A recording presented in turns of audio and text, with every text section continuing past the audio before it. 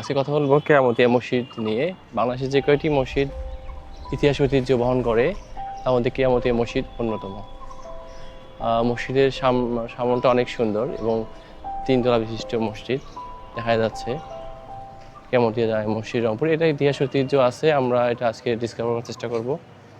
জুম্মার দিনগুলোতে বেশি সাধারণত এখানে জনসমাগম হয় এবং বই, বিশেষ করে ইসলামিক বইগুলো নিয়ে এখানে বসে লোকজন।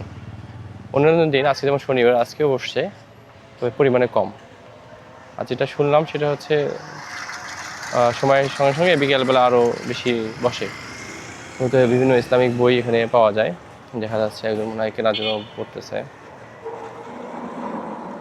আপনারা এই ইসলামিক বইয়ের সঙ্গে খোরমাও বিক্রি করেন না? বিকেলবেলা তো আরও মনে হয় বসবে। আর জুম্মার দিনগুলো আরও বেশি বসে। আসরের আজান দিচ্ছে, কিছুক্ষণ পরে আসরের নামাজ শুরু হবে, তো আমরা আপাতত বেরিয়ে যাচ্ছি। বলছি কেরামতিয়া, শুরুতেই বলছি যে কেরামতিয়া মসজিদ শুধু মসজিদ নয়, এখানে কেরামতিয়া হোমিও দাতব্য চিকিৎসালয়ও আছে যা মানুষের জন্য উন্মুক্ত। এখানে হযরত, হ্যাঁ, আপনি কি এই মসজিদের আশেপাশে বাসা? এখানে জুম্মাতে মনে হয় বেশি লোকজন আসে, আর অনেকে মানত করতেও আসে মনে হয়, না? করতেও আসে এরকম শুনতে পারলেন। এখানে যে এরা ইসলামিক কালচারের পাশাপাশি মানত করার জন্য মানুষ আসে, মানুষের বিশ্বাস যে এখানে আসলে মানুষের মনে আশা পূর্ণ হয়। জি জি, হ্যাঁ, রংপুরে যে নামকরা মসজিদ সেটা আমরা তো জানতে পারলাম, এবং এখানে হিস্ট্রিটাও অনেক পুরাতন। সেই, হ্যাঁ, মাজারকে কেন্দ্র করেই তো মসজিদ হয়েছে। 1800 সালের দিকে হযরত কেরামতিয়া মাওলানা আসছে আর কি, জৌনপুরি। ওনার অ্যাকচুয়ালি বাড়ি কোথায় জানেন কি? ওনার অ্যাকচুয়ালি বাড়ি হচ্ছে ইন্ডিয়াতে, জৌনপুরি। ওনার জৌনপুরি নামক জায়গার নাম অনুসারে এখানে মসজিদের নামকরণ করা হয়। যাই হোক, আজান দিচ্ছে। ধন্যবাদ আপনাকে অংশগ্রহণ করার জন্য, থ্যাংক ইউ। ঠিক আছে। ভেতর এবং বাহির মিলে এখানে 63 জন উজু করতে পারে একই সাথে। হুজুরের স্ত্রীর কবর, চুম্বন দেওয়া নিষেধ। হুজুরের এখানে কবর, মাজার শরীফ আর কি, হুজুর কেরামতিয়া মাওলানার আমরা দেখতেই পাচ্ছি। এখানে সেজদা করা বা চুম্বন দেওয়া নিষেধ লেখা আছে।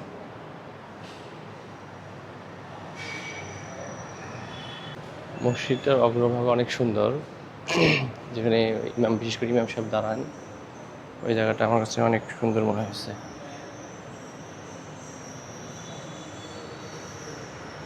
চমৎকার, এই মসজিদের অগ্রভাগটা চমৎকার, এত সুন্দর যে অনেকে ভিডিও করতেছে। এই মসজিদে 3 তলা বিশিষ্ট। এই মসজিদে একই সাথে প্রায় 5000-এর মতো নামাজ পড়তে পারে, 3 তলা পর্যন্ত আর কি।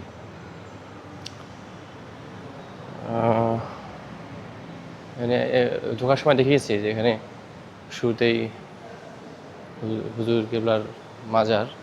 মূলত মসজিদটার পিছনে এই মাজারটি, মাজারটিকে কেন্দ্র করে এখানে এই মসজিদ তৈরি হয়েছে আর কি।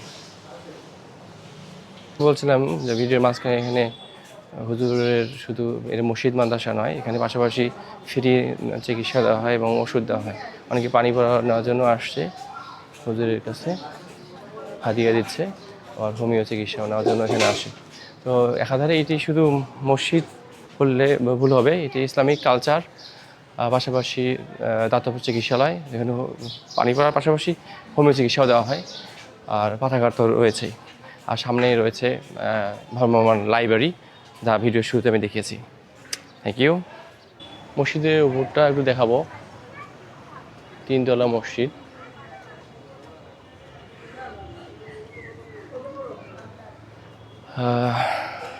বেশ কারুকার্য করা আছে মসজিদটির উপরটায়, দেখা যাচ্ছে আরবিতে এবং বাংলায় লেখা।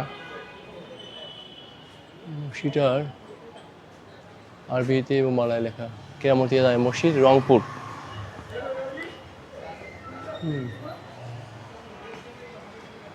মোটামুটি আমি এখন একতলায় আছি। এখান থেকে দেখা যাচ্ছে নিচে অংশগুলো বিশেষ। পাশে জজ কোর্ট, এটা কোর্টের এরিয়া। এবং মসজিদটির লোকেশন যদি বলি, তাহলে মসজিদটি হচ্ছে